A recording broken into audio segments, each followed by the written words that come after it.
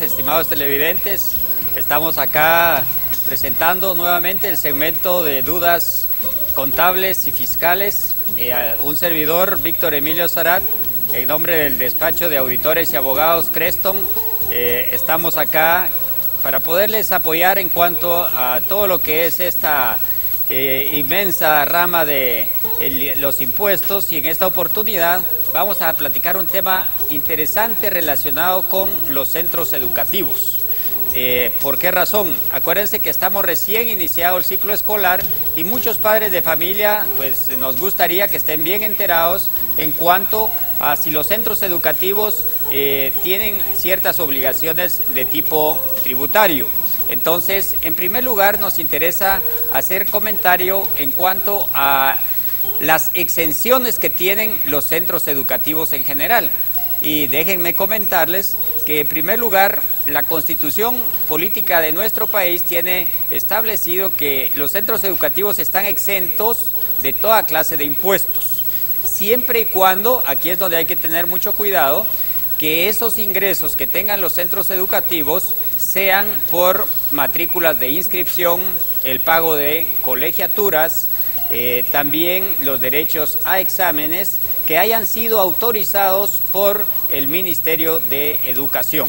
Entonces, ese es el tipo de exenciones. Ahora, ¿pueden los colegios también tener obligación de pagar algún impuesto por otras actividades o ventas de algún tipo de bien que hagan? Aquí es donde los padres de familia deben de tener muy en cuenta que hay muchos colegios, y la mayoría diríamos en Guatemala, que les venden a los alumnos de una vez lo que son sus útiles escolares, les venden uniformes, servicios de internet, servicios de transporte.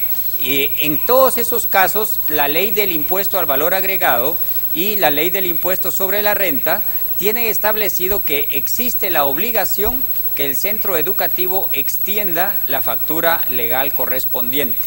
Y eso le sirve de soporte al padre de familia para tenerlo como gastos personales que haya generado ya durante este año, y le van a servir incluso para su planilla de IVA.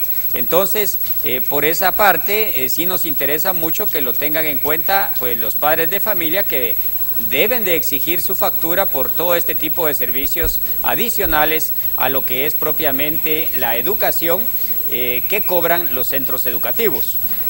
Nos han preguntado mucho en la oficina nuestra en cuanto a la exención que pueden utilizar los centros educativos.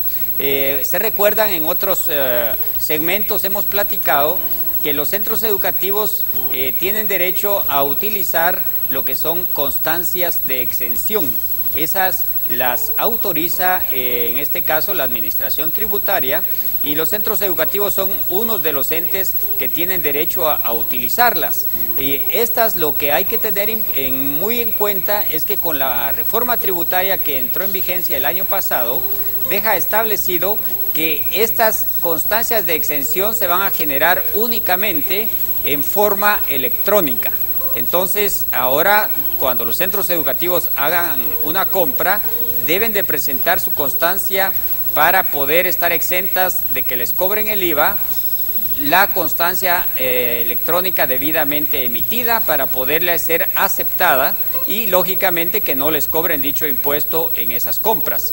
Pero también ha surgido la inquietud de muchos negocios que le hacen ventas a los centros educativos, y aquí es donde deben de tomarlo muy en cuenta las empresas que reciben esas constancias, es que los centros educativos van a estar exentos de pagar el IVA siempre y cuando las compras que ellos hagan sean exclusivamente para el uso de los establecimientos educativos. Por ejemplo, si compran computadoras para su laboratorio, eso pues está exento para el centro educativo.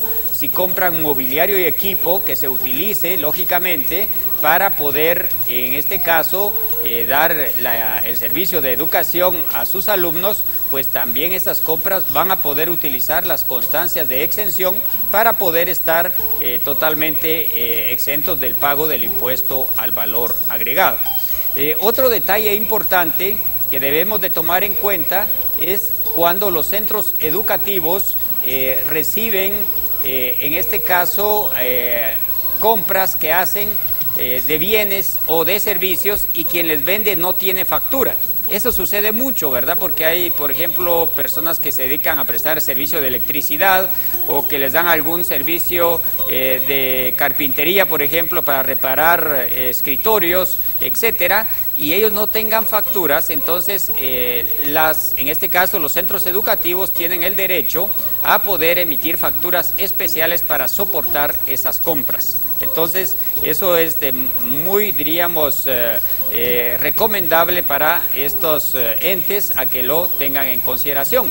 Y por último, es importante mencionar que los centros educativos, ya sea que estén constituidos como asociaciones o como sociedades anónimas, están obligados a presentar su declaración anual de impuestos sobre la renta.